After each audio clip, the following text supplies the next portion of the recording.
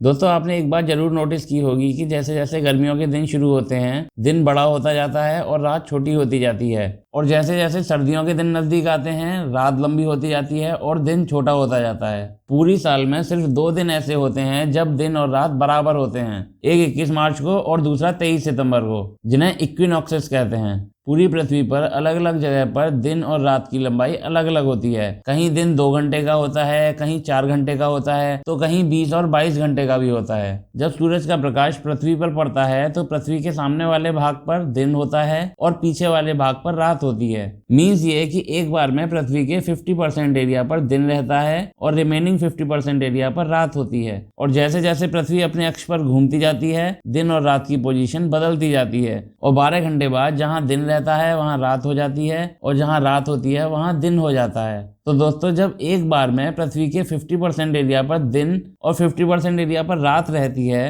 तो मन में एक सवाल उठता है कि दिन और रात हमेशा के लिए बराबर क्यों नहीं होते, छोटे बड़े क्यों होते रहते हैं। तो दोस्तों आज इस वीडियो में हम इसी प्रश्न का उत्तर जानने की कोशिश करेंगे कि क्यों दिन और रात हमेशा के लिए बराबर नहीं होते।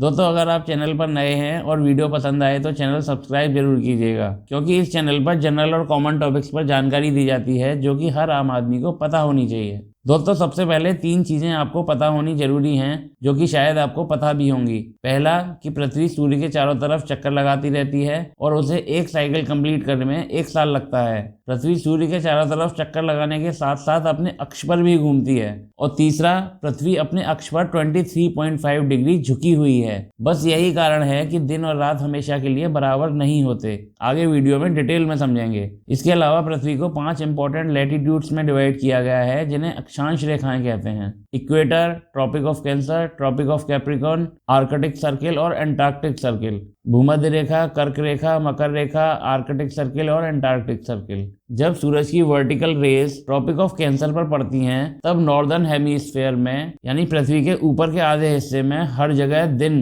पूरी साल में सबसे बड़ा होगा। कैसे होगा ये देखिए। पृथ्वी के झुके होने की वजह से ट्रॉपिक ऑफ कैंसर के आधे से भी ज्यादा हिस्से पर दिन है और आधे से कम हिस्से पर रात है। जो व्हाइट लाइन है वो दिन है, जो रेड लाइन है वो रात है। और जैसे जैसे ट्रॉपिक ऑफ कैंसर से ऊपर जाते जाएंगे दिन और बड़ा होता जाएगा, और यह घटना होती है 21 जून वाले दिन। इसलिए गर्मियों के दिनों में यूरोप के देशों में दिन इंडिया से भी बड़ा होता है, और जो देश आर्कटिक सर्किल से भी ऊपर आते हैं उनमें 21 जून वाले दिन 24 घंटे का निकलता है, वहां रात ही नहीं होती।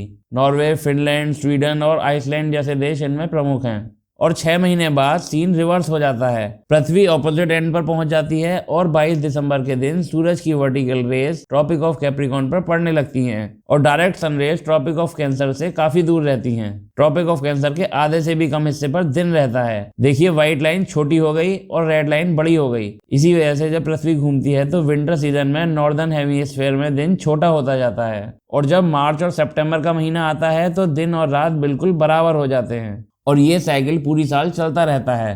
पहले दिन बड़ा होता है, रात छोटी होती है, फिर दिन और रात बराबर के होते हैं और फिर रात बड़ी होती है और दिन छोटा होता है। कुल मिलाकर कहने का मतलब ये है कि दिन और रात हमेशा के लिए बराबर ना होने का कारण है पृथ्वी का अपने अक्ष पर झुका होना। अगर पृथ्वी अपने अक्ष पर झुकी ना होती तो पूरी पृथ्वी पर हर जगह दिन और रात पूरी साल बराबर होते और कभी भी मौसम नहीं बदलते। जिस जगह जैसा मौसम होता पूरी साल वहां वैसा ही मौसम रहता। जहां गर्मी होती वहां पूरी साल गर्मी रहती और जहां सर्दी होती वहां पूरी साल सर्दी ही रहती। इसलिए पृथ्वी के अपने अक्ष पर झुके होने की वजह से ही दिन और रात छोटे बड़े होते रहते हैं और मौसम भी बदलते रहते हैं। दोस्तों अगर ये वीडियो आपको पसंद आया तो लाइक कीजिए, शेयर कीजिए, कमेंट कीजिए, और ऐसी और भी जानकारी भरी वीडियोस देखने के लिए हमारे चैनल को सब्सक्राइब कीजिए।